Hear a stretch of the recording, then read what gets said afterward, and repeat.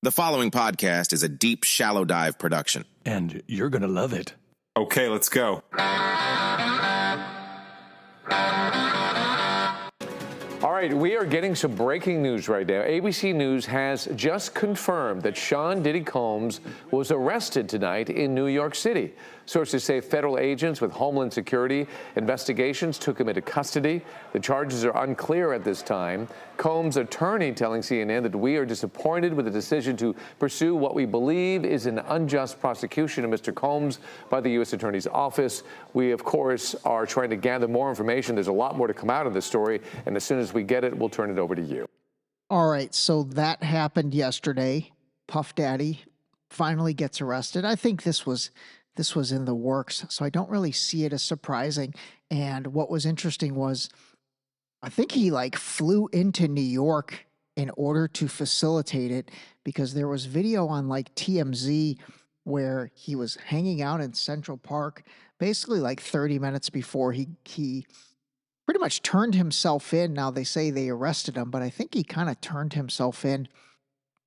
And so this has probably been orchestrated. And there was another thing on the internet that showed the proposed bond that either his attorneys had proposed or the DA had proposed. So anyway, so he's in jail, or he's been arrested, I should say, and they did not give him bail, which that's interesting.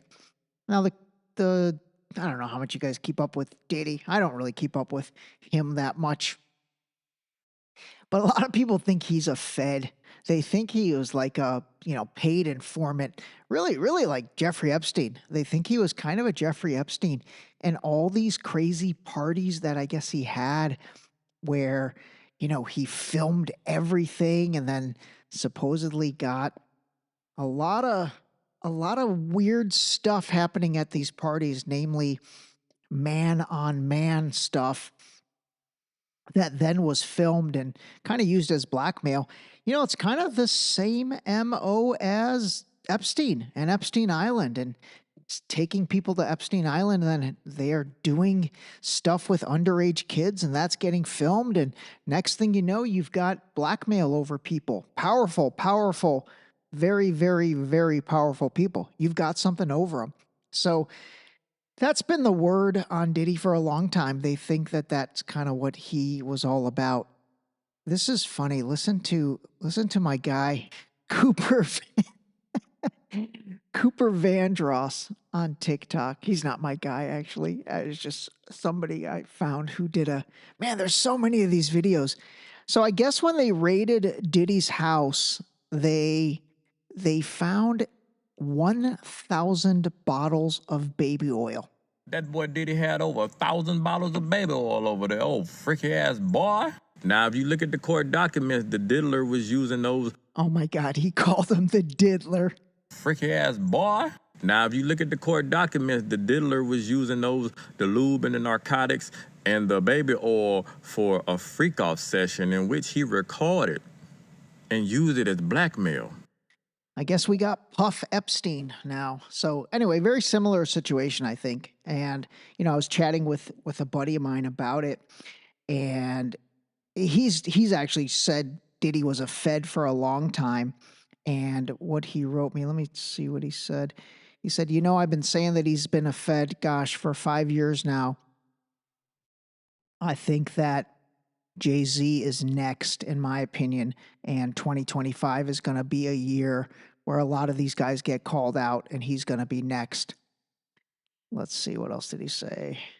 He's like, I think he will be removed from the media. I can't say if he will be steened, meaning eliminated, unalived, I should say. That's the way they call it, unalived like Epstein.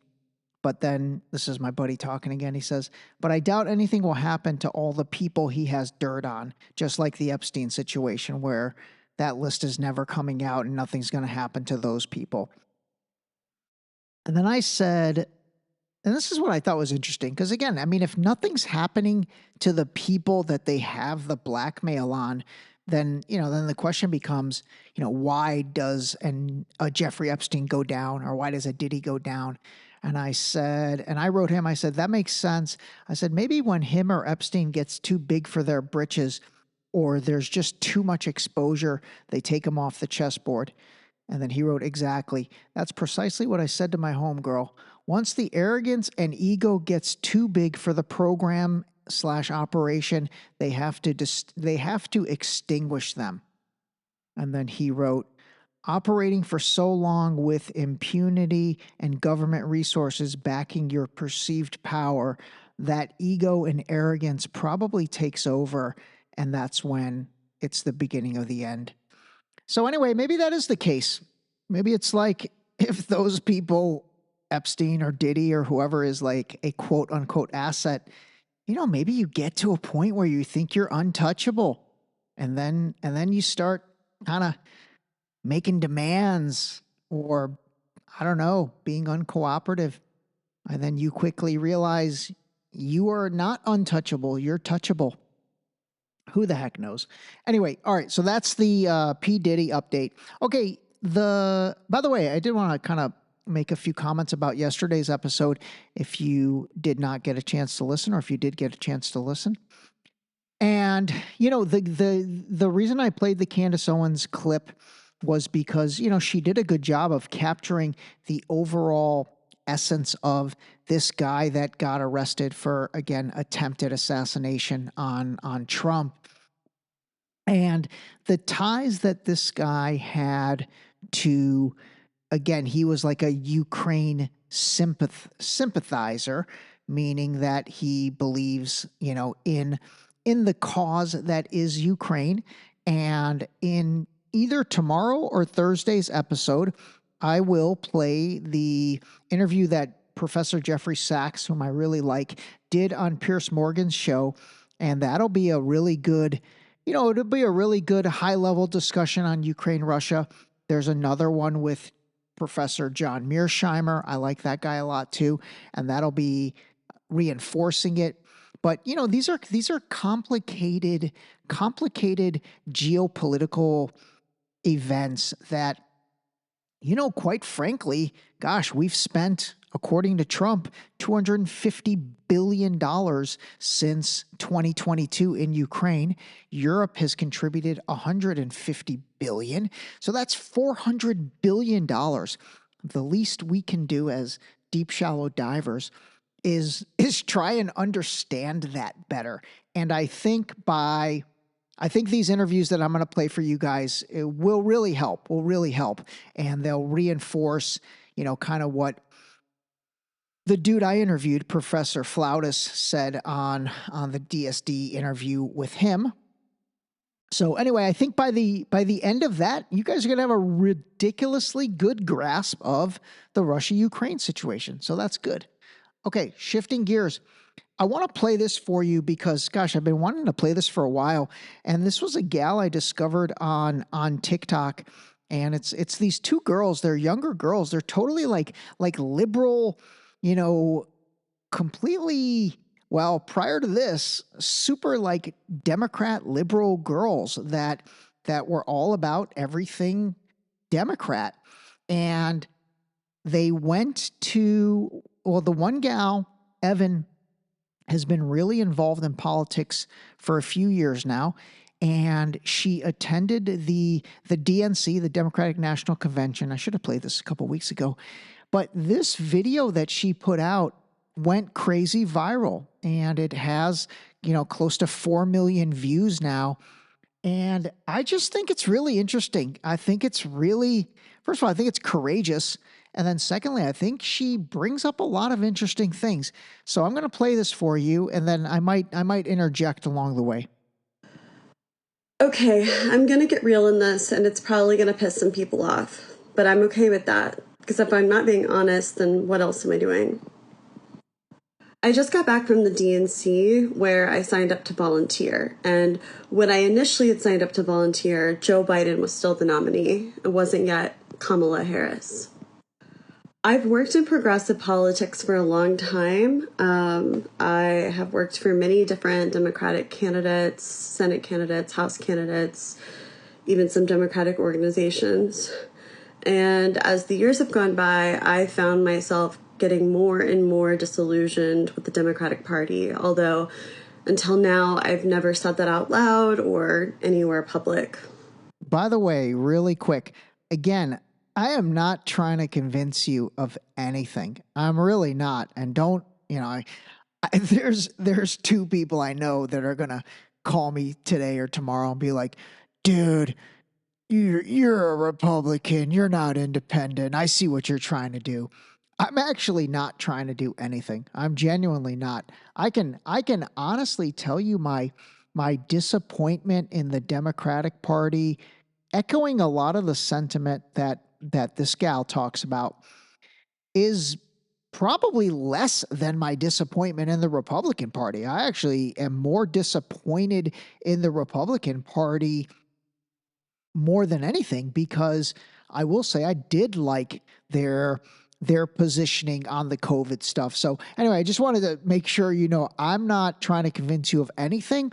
I just think this is highly, highly interesting to hear from someone, and especially this girl, who really was like, she bled blue. She absolutely bled blue. And maybe she still does. Maybe she's just a little disheartened. But I think it's really interesting. And again, I give her a tremendous amount of credit to basically have the courage to put out a video like this, which again, I just looked, it's been viewed over 3 million times on TikTok. And by the way, a lot of negative comments on it. It's not positive by any means in terms of people reacting about it. And I just want to say that by saying this, I'm not necessarily saying that the other party is better. I'm just giving you my experience with working with the Democrats. Throughout my career, I've mostly done campaign fundraising, so I've seen it the way that it works behind the scenes. And I know that candidates spend 8, 9, 10 hours a day just calling donors and begging rich people for money. It's pretty much the only people that they talk to. I mean, of course, sometimes they have to talk to voters, but the majority of their time is just spent calling and begging rich people to give them money for their campaigns. And what this inevitably means is that we don't actually live in a democracy. It's just rich people calling the shots and having the access to talk to the politicians. They're the ones that basically get their ear all day. They're the ones that can help shape and prioritize what the politician actually focuses on. Even the politicians that detest this, that want to get big money out of politics, still have to play this game. They still have to make these calls. They still do the same amount of just calling rich people and begging them for money. And what unfortunately happens once they get into office, if they get into office, is that they soon realize that the money machine is so great and the seduction of power is so immense that they no longer adhere to these values. When I first got into politics, I thought that Democrats were the party of the people. And at the DNC this week, I felt like I was in a building with the most elite and out-of-touch people in the entire world.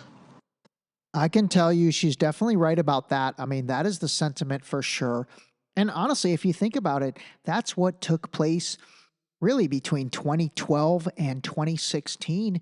And that's what gave birth to the people that supported Trump. And then that got branded under this MAGA movement, which again has a negative connotation to it.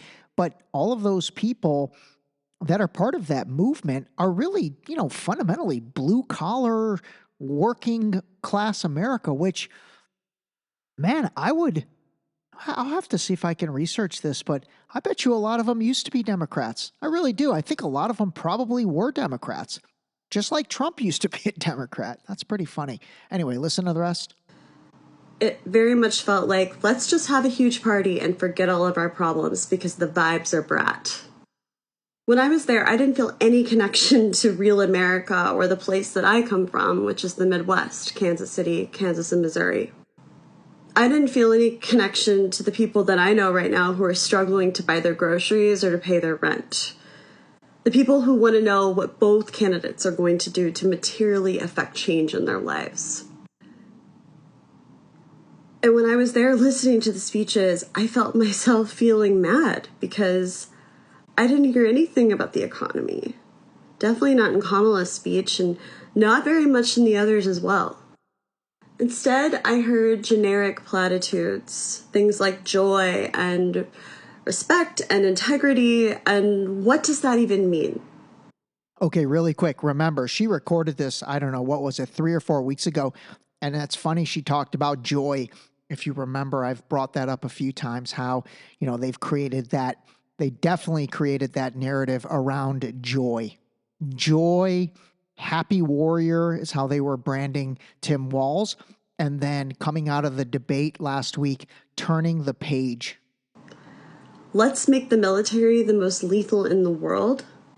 I thought I was part of the anti-war party.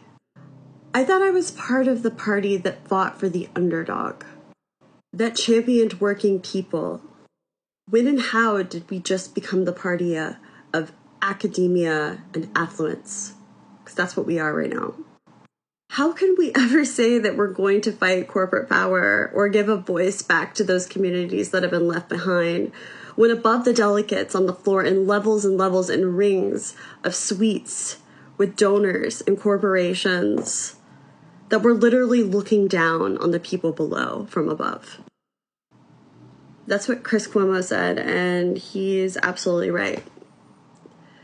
I went to the DNC this year hoping that I would feel reconnected to the Democratic Party, that I would have more of a sense of understanding of Kamala and her candidacy and what she stood for. But instead, I ended up leaving and feeling the opposite, more disconnected and alone than ever. And I don't think I can support Kamala Harris for president. I don't even know if I can call myself a Democrat anymore. I don't know who I'm going to be supporting, but I know it's not her. And for once, I'm not afraid to say it. All right. Anyway, I've been wanting to play that. I keep forgetting. But, again, like I said, I just think that was interesting. I thought it's interesting to hear somebody's, I don't even want to call it an awakening or a journey or whatever. I don't even know what to call it. But I thought it's interesting to hear that. Now, her and her friend have a podcast as well, and they did do a follow-up episode, which actually had some other good points, and I will clip those in as well. But anyway, this is cool. I mean, who knows? Who knows? Remember, that was 3 or 4 weeks ago. Obviously, since then, Kamala has come out with some policies, definitely more than what she talked about at the DNC, which was nothing. And who knows, maybe Evan has switched her opinion. I'll have to check in and see if she has. She may have been like, oh, now that, maybe she just needed time to get her legs under her. Okay, now she's talking about blah, blah, blah. I'm back on board. But I did think that was a very real and raw, critique. And I think it was pretty on point from what I'm hearing from, a lot of people. And then there's a lot of people that, might feel that way, but they're not going to put that on social media. They're not going to have the guts to put that public. Because like I said, she took a lot of flack for that. She took a lot of negative kind of a lot of negative sentiment, similar to, my guy Kaizen, who came on the DSD and for that video of his that went viral. If you remember, it was when he talked about how he didn't vote for Trump in 2016, didn't vote for Trump in 2020, but now he's like the reaction to the assassination, I don't know, caused him to kind of look at things a little bit differently. And he started doing his research and he started realizing, wait a minute, do I really hate Trump or does the media tell me to hate Trump? So again, no intention with any of this, zero intention with any of this. Actually, the only intention I have is to just give you things to think about. So let me know. Let me know what you're thinking. Let me know if any of this stuff kind of makes sense to you. If any of this stuff, if you're feeling the same way, reach out. Love to talk to you about any of this and think it all through. All right, next clip. You guys are some people are going to be like, Ray D, you're beating up on the Democrats today. Well, I guess I kind of am. No, I'm not really beating up on him. I'm just calling a spade a spade. I'm just playing you stuff that I think are interesting. Okay, so this is ironic because I mentioned earlier this turn the page. I don't know if you heard it during the debate, but it is definitely a premeditated thing that is being said now. And so here is a clip from a few days ago from Tim Walz's wife. And they were, I don't know where they were speaking, but again, remember, you're starting to hear, we heard Joy, she's bringing back Joy. I talked about the Tim Walz being called the Happy Warrior. And then now the third big catchphrase that I'm hearing a lot from not only the politicians, and in this case, their wives, but also then the left-leaning media is turn the page. But I kind of liked it when she did this. Turn the page. You like that? Okay, so I need you to be with me and practice with me. What are we going to do? We're going to turn the page. Oh, pretty good. Do it again. We're going to turn the page. And we're going to turn the page. All right, so I'm going to be watching you. You just show me this. Turn the page. Right? Turn the page. And you know what else that looks like? Bye-bye. Bye-bye, Donald Trump. We are turning the page. 52 days and we are turning the page. 52 days and it is bye-bye, Donald Trump. Oh my God, the video was even worse. That's just cringe, man. That is just cringe. It reminds me of, what does it remind me of? Oh, yeah, when Jill Biden, Dr. Jill Biden, I'm sorry, when she was talking to Joe after the first debate and was like, "You did it, Joe. You answered all the questions." and then she was like, "And what did Donald Trump do? He lied." Dude, no offense. Keep the wives out of this. I don't really find their efforts beneficiary. Although, you know what? Maybe the ones that love them, they liked it. Okay. All right. To each their own on that. All right, last story. I'm not going to talk too much about it because I want to see how this plays out, but I don't know if you've seen this online. This is crazy, and it's literally right up the street from me at UCI Irvine Medical Center, which, by the way, is a great hospital. But there's a girl that went on TikTok and Instagram. Her name is Alexis Lorenz, and it says she was admitted to UCI Irvine for a minor ailment. And then as step one in I guess their diagnosis of what was going on with her, they gave her 3 vaccines: meningitis, which, by the way, meningitis is ridiculously serious, pneumonia, and then DTaP. Actually, I read it was tetanus, or maybe DTaP and tetanus are together. I don't know. But this poor girl has had some unbelievable reaction. It's almost painful to look at. Her entire face is basically, it looks like it's going black, like black and blue, like bruising. I mean, it looks straight out of like a science fiction horror situation. I feel awful for her. And she's put out a couple videos.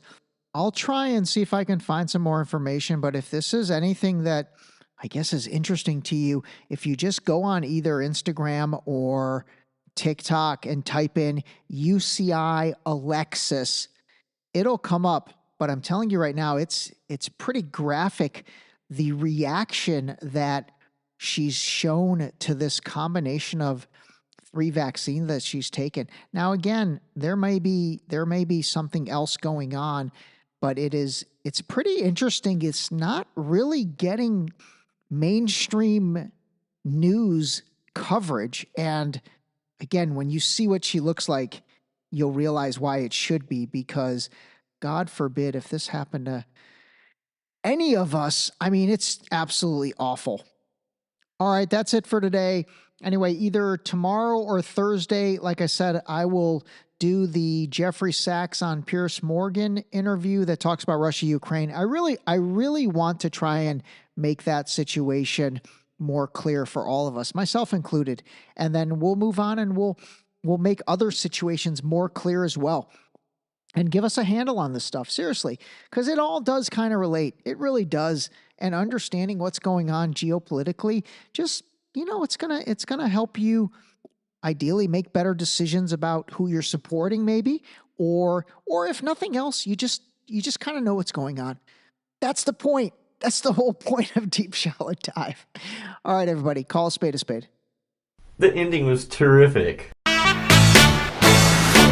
This episode was brought to you by the new book, Deep Shallow Dive Into You, available now on Amazon and Barnes & Noble in hardcover and paperback.